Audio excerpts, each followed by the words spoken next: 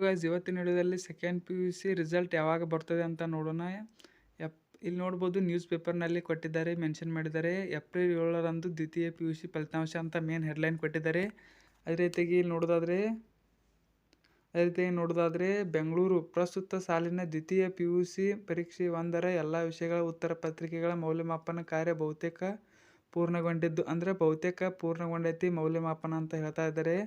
ಅವರು ಕನ್ಫರ್ಮ್ ಹೇಳ್ತಾ ಇಲ್ಲ, ಬಟ್ ಮುಗ್ದಿರ್ಬೋದು ಅಂತ ಹೇಳ್ತಾ ಇದ್ದಾರೆ. ಅದೇ ರೀತಿಯಾಗಿ ಶಿಕ್ಷಣ ಇಲಾಖೆ ಪ್ರಕಟಿಸಿರುವ ಸಂಭಾವ್ಯ ದಿನಾಂಕ ಏಪ್ರಿಲ್ 7ಕ್ಕೆ ಫಲಿತಾಂಶ ಹೊರಬರುವ ಸಾಧ್ಯತೆ ಇದೆ. ಅಂದರೆ ಏಪ್ರಿಲ್ 7 ತಾರೀಕು ರಿಸಲ್ಟ್ ಬರುವ ಸಾಧ್ಯತೆ ಐತಂತ ಅವರು ಹೇಳ್ತಾ ಇದ್ದಾರೆ ನ್ಯೂಸ್ ಪೇಪರ್ನಲ್ಲಿ.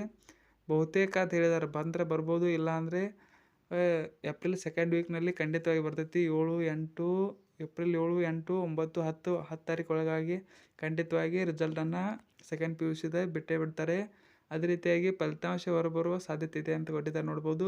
ಫೆಬ್ರವರಿ 28ರಿಂದ ಮಾರ್ಚ್ 17ರವರೆಗೆ ನಡೆದ ದ್ವಿತೀಯ ಪಿ ಯು ಸಿ ಪರೀಕ್ಷೆಗಳ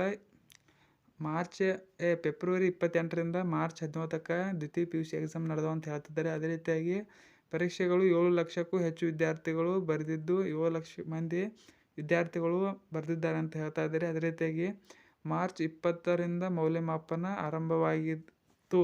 ಅಂದರೆ ಮಾರ್ಚ್ 20 ತಾರೀಕಿನಿಂದ ಮೌಲ್ಯಮಾಪನ ಸ್ಟಾರ್ಟ್ ಆಗಿತ್ತಂತ ಹೇಳ್ತಾ ಇದ್ದಾರೆ. ಈಗ 10 ದಿವಸ ಆಯಿತು ಮೌಲ್ಯಮಾಪನ ಆಗಿ, 10 ಪ್ಲಸ್ 2 12 ದಿವಸ ಆಯಿತು ಮೌಲ್ಯಮಾಪನ ಈಗ ಮುಗ್ದಿರ್ಬೋದು. ಅದೇ ರೀತಿಯಾಗಿ ಏಪ್ರಿಲ್ 7 ಅಂತ ಟೆಂಟೇಟಿವ್ ಟೈಮ್ ಹೇಳಿದ್ದಾರೆ, ಫಿಕ್ಸ್ ಅಂತ ಹೇಳಿಲ್ಲ. ಅದೇ ರೀತಿಯಾಗಿ 7, 8, 9, 10 ಒಳಗಾಗಿ ಯಾವಾಗೂ ಕೂಡ ರಿಸಲ್ಟ್ ಅನ್ನೋದು ಅನೌನ್ಸ್ಮೆಂಟ್ ಮಾಡೋದು. ಅದೇ ಒಂದು ದಿನ ಹಿಂದಿನ ದಿನದಂದು ಹೇಳ್ತಾರೆ.